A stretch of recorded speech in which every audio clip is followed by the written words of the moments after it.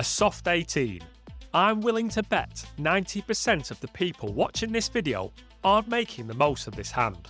And if you're part of the 10% that is playing this hand to its full potential, you will have received some strange looks from other players that think you're a bit of an idiot. Before we get into the video, let me ask you a question to verify which camp you're in, the 90% or the 10%. When you're dealt a score of soft 18, what action do you take most often? Now, of course, it depends on the dealer's card, but given all the scenarios, what action do you find yourself taking more often than not when you have a score of soft 18? If you answered stand, then this video is going to take your blackjack game to the next level and increase your profit significantly.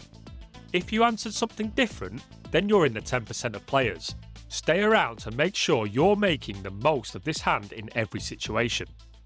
It may surprise you to hear that you should only stand 23% of the time. That's right, there are only 3 out of 13 dealer cards when you should stand with a score of soft 18.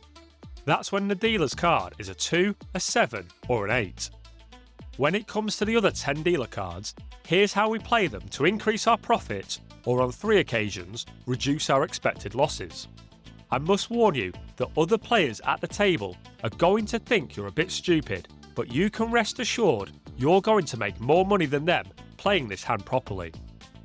So if we're not standing on these 10 dealer cards, then our options are hit, double or surrender. Spoiler alert, we're not going to surrender on soft 18, so we're either going to hit or double. Now you might be scratching your head at the thought of doing this, but when we consider the average winning score at the blackjack table is 18.5, then we can begin to realise that a score of 18 really isn't that great. With a soft 18, we're given a risk-free chance to improve our score. Now when I say risk-free, I mean there's no risk of going bust. We of course do run the risk of making our hand worse, but I'll explain the reasoning behind these decisions in a minute. Before we look at decisions that will save us money, let's look at situations when we can increase our winnings by doubling down on our soft 18. When the dealer has a card that's a 3, 4, 5 or 6, this is when it's time to double down. We want to get twice as much money on the table as we're favourites to win these hands. If you're not doubling down these hands, you are leaving extra winnings on the table. I've mentioned multiple times that the difference between a losing player and a winning player is the ability to make the most of double down opportunities. If someone makes a comment about you doubling down on this hand in this situation, just give them a polite nod when you collect twice as much money on the winning hand. You won't win every single hand, but the mathematicians have run the numbers and you'll win more than you lose when doubling a soft 18 against these dealer cards. Now what about the dealer's cards when we hit rather than double?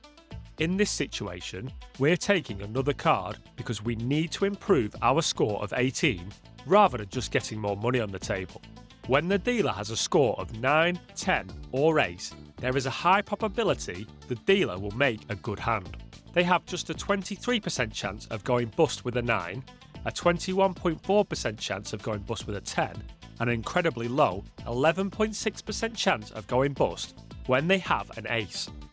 The probability of the dealer going bust is a factor that we need to consider, but there's more to it than that. You may have noticed that the bust rate for an 8 and 9 are basically the same, so why would we stand when the dealer has an 8 but hit when the dealer has a 9? That's because when the dealer has a 9, they will have a score of 19 or higher with their first 2 cards 38% of the time. With this in mind, our score of 18 just isn't good enough and we need to try and improve it. When the dealer's showing a 10, there's even more reason to hit this hand. According to the mathematicians, if you stand on your soft 18, you'll lose 59% of the time. However, if you hit your soft 18, you'll now lose 57% of the time. Notice that no matter how you play this hand against the dealer's 10, you will lose more often than not. By hitting our soft 18 in this situation, we're reducing our losses rather than increasing our winnings. With an ace, the dealer's going to make a hand 9 times out of 10, and with our score of 18, only the dealer's score of 17 will make us a winner. Again, we need to try and improve our hand or else be prepared to lose over 60% of the time. If you're interested in learning more strategies and tips that you can take to the blackjack table, then make sure you subscribe to the channel. If you're looking for the best tables to play at online casinos, then check out the links in the description for our top picks depending on where in the world you live.